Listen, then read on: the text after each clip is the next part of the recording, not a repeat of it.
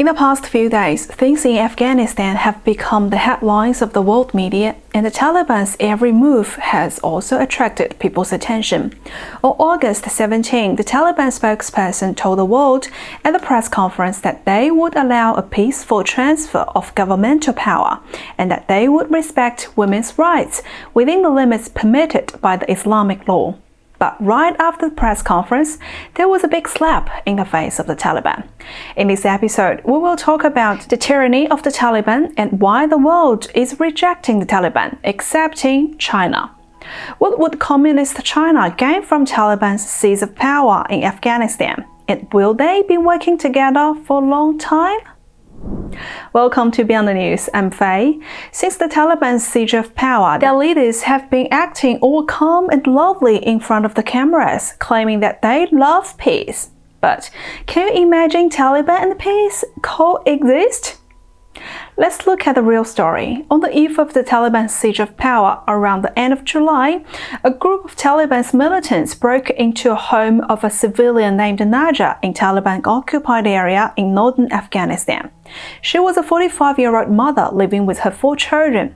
This group of Taliban asked Naja to cook for them, but this family was so poor that she had no food to cook with.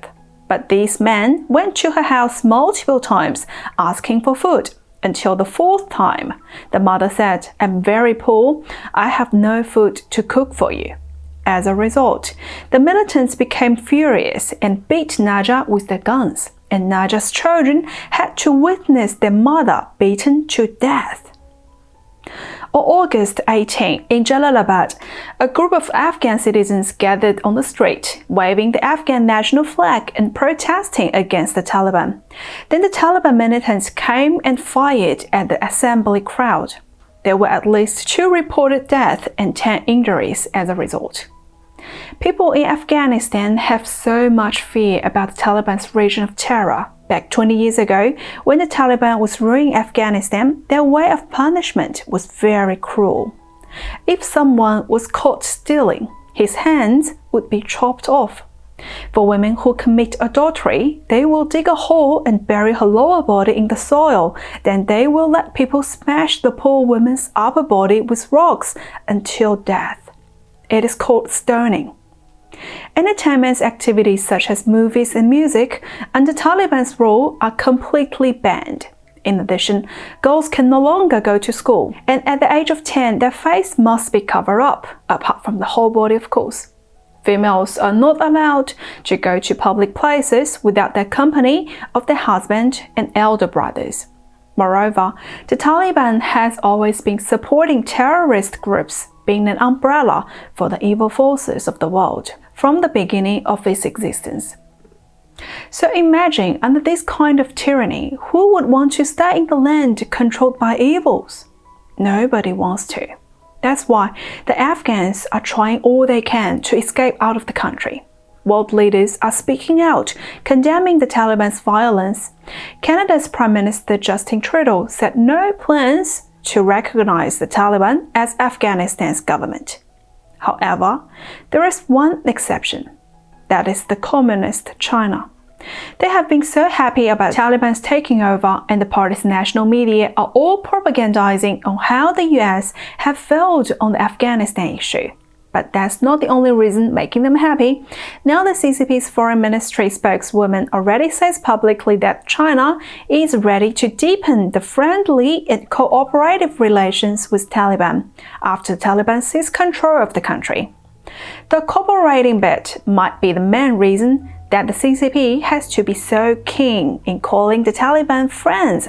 It's because the CCP think that they could gain benefits from the Taliban's control of Afghanistan.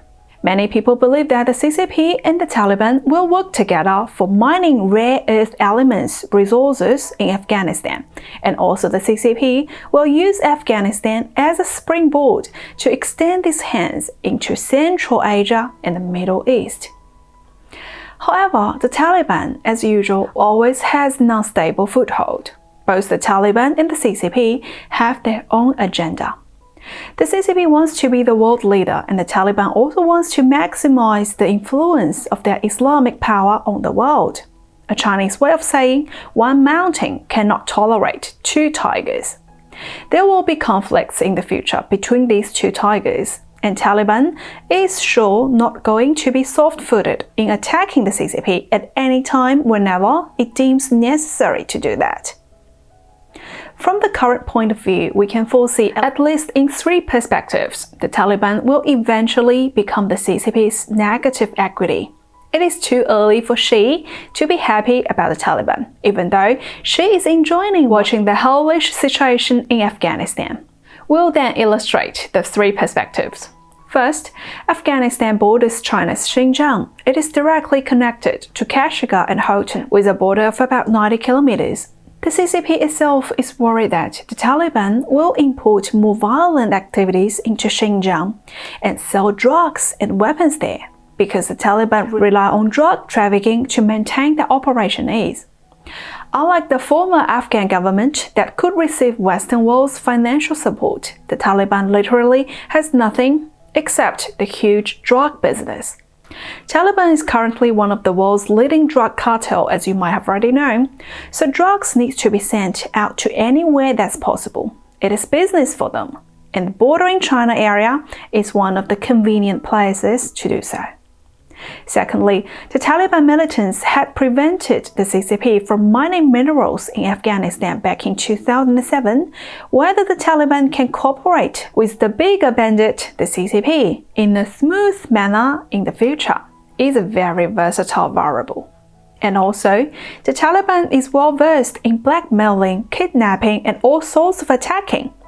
Look, that's what they do. For friends or not, the Taliban can bite on anyone at any time.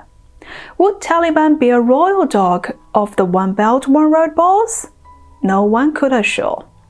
Think about the Taliban's former boss, the Russian. It is complicated, isn't it?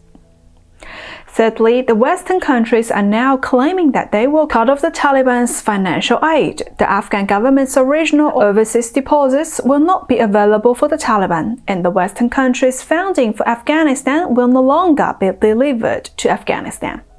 So for the Taliban, the only rich bro nearby is the CCP's China. Think about it.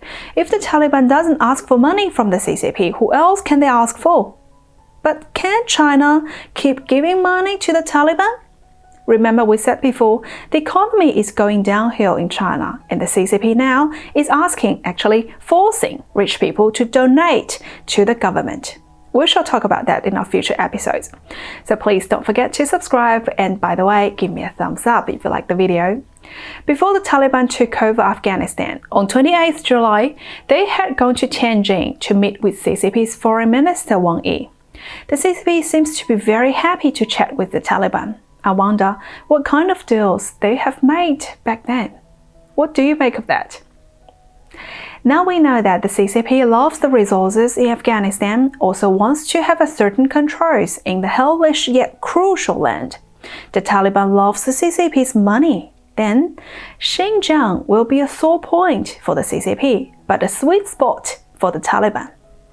Some kind of good deals must have happened. But can the two vicious, untrustworthy bandits be working together for long? Let me know your thoughts on the comment below. Alright, that's all for today. If you liked the video, please don't forget to subscribe, like, and share the video. Thank you for watching Beyond the News. I'm Faye. See you again very soon.